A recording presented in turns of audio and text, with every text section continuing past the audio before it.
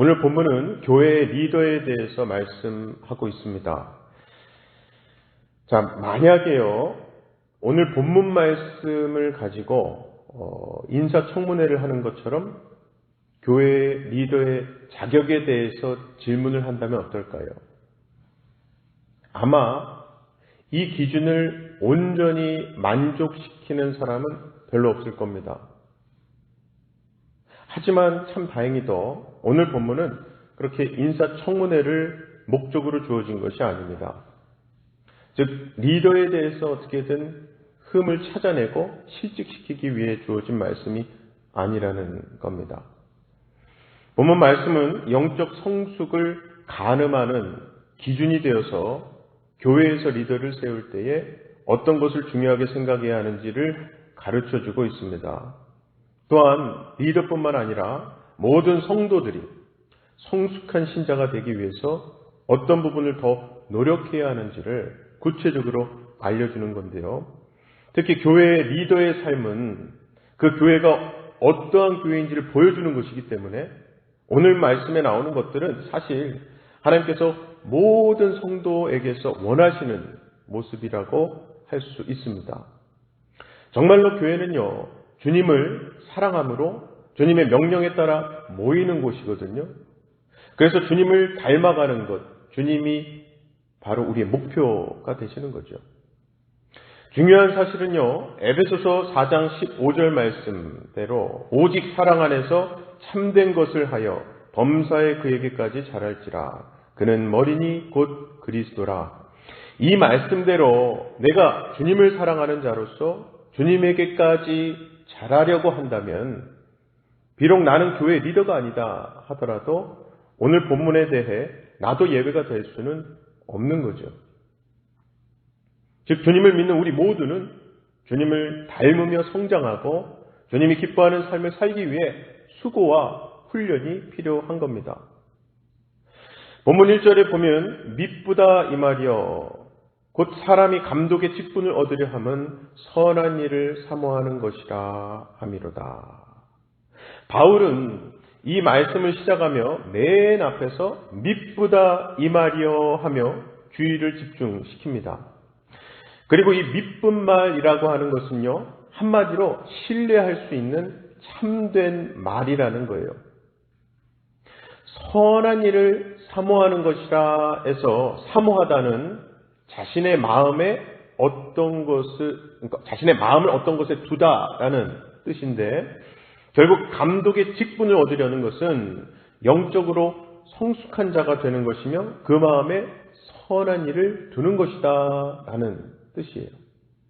사실 이 말씀에서 감독의 직분이라고 하니까 좀 어색할 수 있습니다.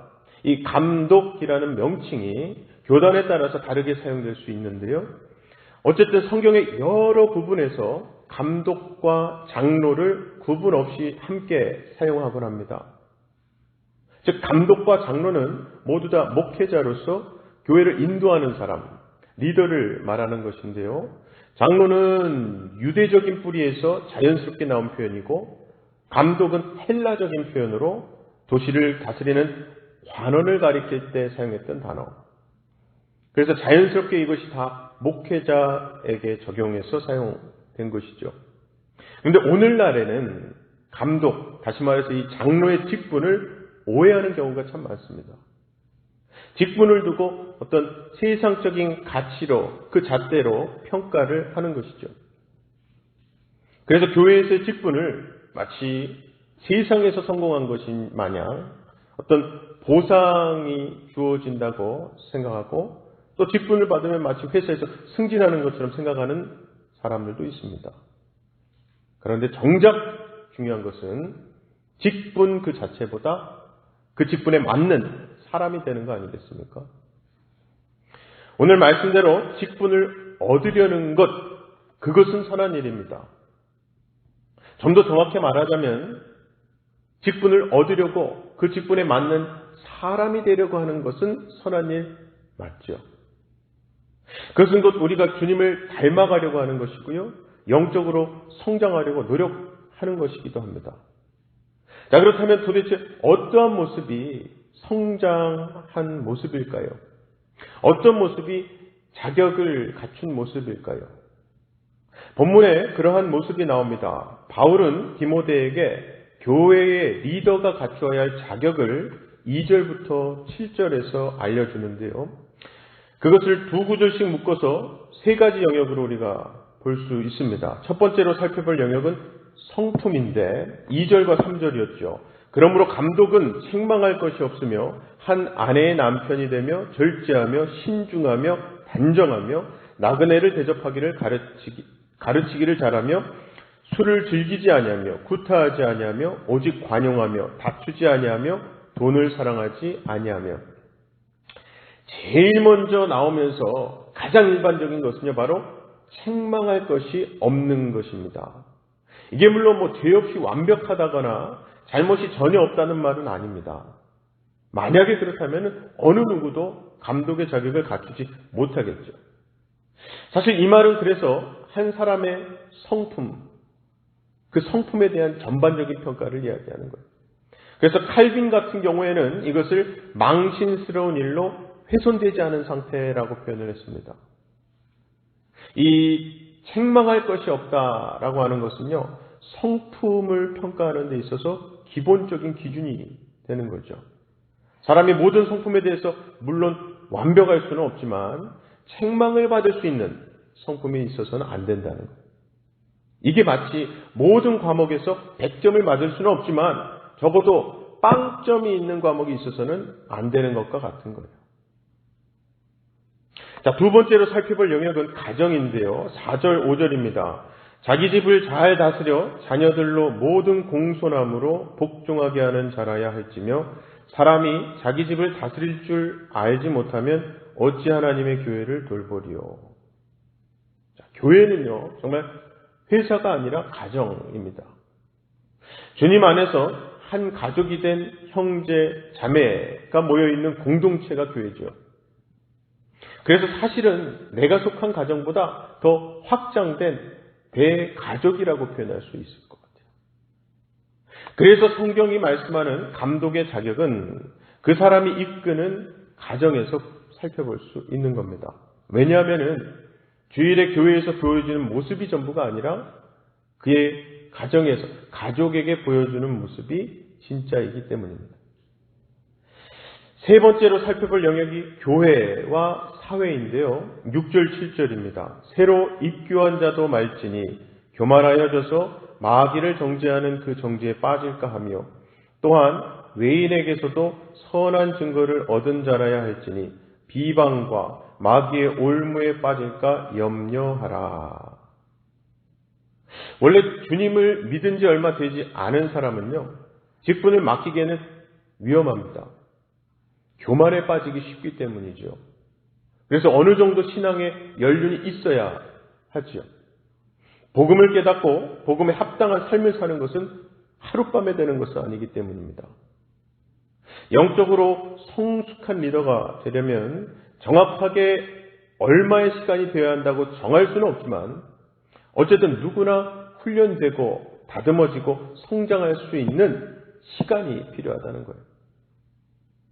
또한 교회를 넘어서 다른 이들에게서도 선한 증거를 얻는 자, 즉 사회에서도 좋은 평판을 얻어야 하는데요. 특히 믿지 않는 사람으로부터도 칭찬받는 사람이어야 한다는 겁니다.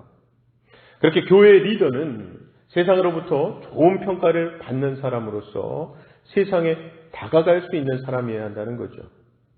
그렇지 않고서 어떻게 세상을 품고 복음을 전할 수 있겠습니까? 자, 이렇게 해서 감독, 즉 교회 리더의 자격에 대해서 세 가지 영역으로 우리가 살펴봤습니다. 다음으로 8절부터는 감독에 이어서 이제 집사의 자격이 나오는데요. 교회에서 감독이 모든 일을 다 할 수는 없습니다. 그래서 교회에는 실무적인 일을 감당할 수 있는 집사가 필요하죠. 그래서 바울은 집사의 자격을 언급하면서 8절에서 이와 같이라고 시작을 합니다. 이 말은 이와 같은 식으로 마찬가지로라는 뜻인데요. 즉 집사의 자격도 앞서 본 감독의 자격과 그 기준이 다르지 않다는 거예요. 마찬가지라는 겁니다. 그런데 본문 말씀에서 집사의 자격을 살펴볼 때 좀 특별한 내용이 있어요. 11절에 여자들도 이와 같이라고 하면서 이 여자가 갖춰야 할 자격을 말씀하고 있는데요. 여기서 말씀하는 여자가 누구인지에 대해서 어떤 학자는 집사의 아내라고 하는 견해도 있고 또 어떤 학자는 여자 집사라는 견해도 있어요. 중요한 것은 집사의 아내가 되었든 여자 집사가 되었든 어느 쪽이건 간에 여자는 교회에서 구경꾼으로 가만히 있는 것이 이제 아니라는 거죠. 여자는 여자로 살 수 있는 역할이 있고 여자도 성숙한 자가 되어서 다른 사람에게 본이 될 뿐만 아니라 섬겨야 할 책임이 있다는 말씀입니다. 그리고 이렇게 집사의 직분을 잘 감당한 자에게는 그에 따르는 보상이 있는데 13절이었죠. 집사의 직분을 잘한 자들은 아름다운 지위와 그리스도 예수 안에 있는 믿음의 큰 담력을 얻느니라. 즉 그 보상이 두 가지인데요. 첫째는 아름다운 지위입니다. 이것은 곧 하나님과 교회 앞에서 얻는 영예로운 지위를 의미하는데 쉽게 말하면 존경을 받는다는 거죠. 그리고 둘째가 그리스도 예수 안에 있는 믿음에 얻게 되는 큰 담력입니다. 이게 하나님과 교회 앞에서 얻는 담대함을 의미하는데 충성스러운 봉사는 결국 그리스도인으로서 가지는 믿음을 더 확고하게 한다는 뜻이죠. 그래서 결국 감독이든 집사든 중요한 것은 섬김입니다. 헌신이죠. 원래 세상에서 섬기는 일은 품이 있는 일은 아닙니다. 세상에서는 섬김을 받고 위에서 다스리는 일이 더 인정받고 많은 사람들이 원하고 좋아하는 일이죠. 하지만 예수님은 이러한 관점을 완전히 뒤집어 놓으셨거든요. 그래서 누가복음 22장 27절에 보면 앉아서 먹는 자가 크냐 섬기는 자가 크냐 앉아서 먹는 자가 아니냐 그러나 나는 섬기는 자로 너희 중에 있노라 말씀하셨었죠. 그래서 실제로 주님은요 식탁에서 종의 역할을 하셨습니다. 식탁에서 제자들을 섬기셨죠. 아니 우리 주님이 먼저 제자들을 섬기고 스스로 종이 되셨던 본을 생각한다면 우리가 어떤 모습으로 살아야 하는지는 이미 답이 나와 있는 거 아니겠습니까? 그래서 결국 우리가 주님을 바라보며 그리고 주님이 가셨던 길을 생각하면요 감독과 집사의 직분에 대해서 잘 알 수 있습니다.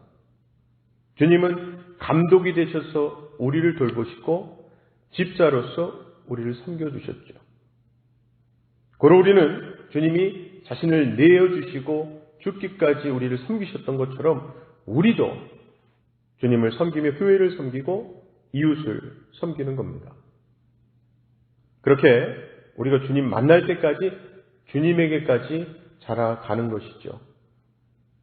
교회 모든 지체가 그렇게 자라가며 주님이 각자에게 맡기신 일들을 기쁨으로 충성되이 감당하는 것입니다. 사랑하는 우리 성도 여러분, 지난주에 공동의회를 통해서 우리 교회 재직을 선출했는데요.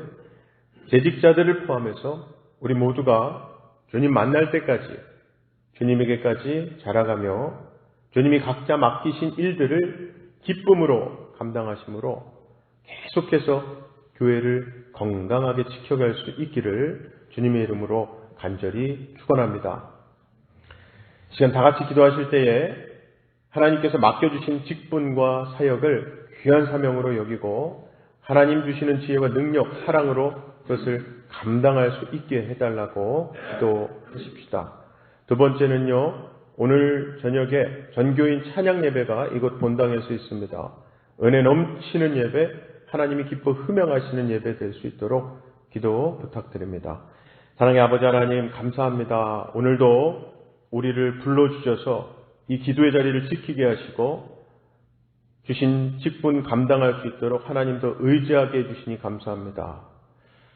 교회에서의 직분뿐만 아니라 하나님이 세상에서 우리에게 허락하신 그곳, 그 역할, 가정에서 허락하신 그 모든 사명들이 하나님의 뜻, 하나님의 나라가 이곳, 이 삶에 이루어지기 위해서 필요한 나의 역할인 줄로 믿습니다.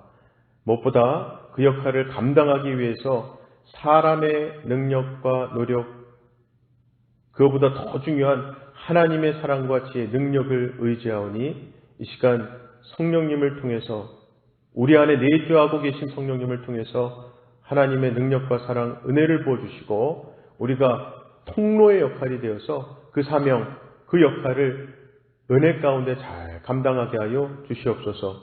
그리하여 삶 가운데 하나님께서 맺게 하시는 생명의 풍성한 열매를 맺는 우리의 삶, 또 그러한 삶들이 모인 건강하고 열매 맺는 교회가 되게 하여 주시옵소서. 특별히 오늘 저녁 전교인 찬양 예배가 있습니다.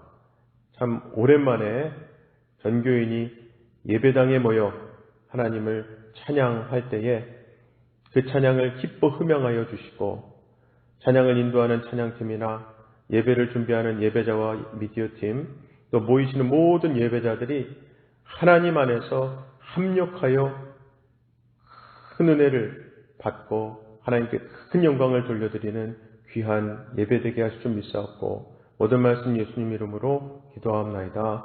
아멘.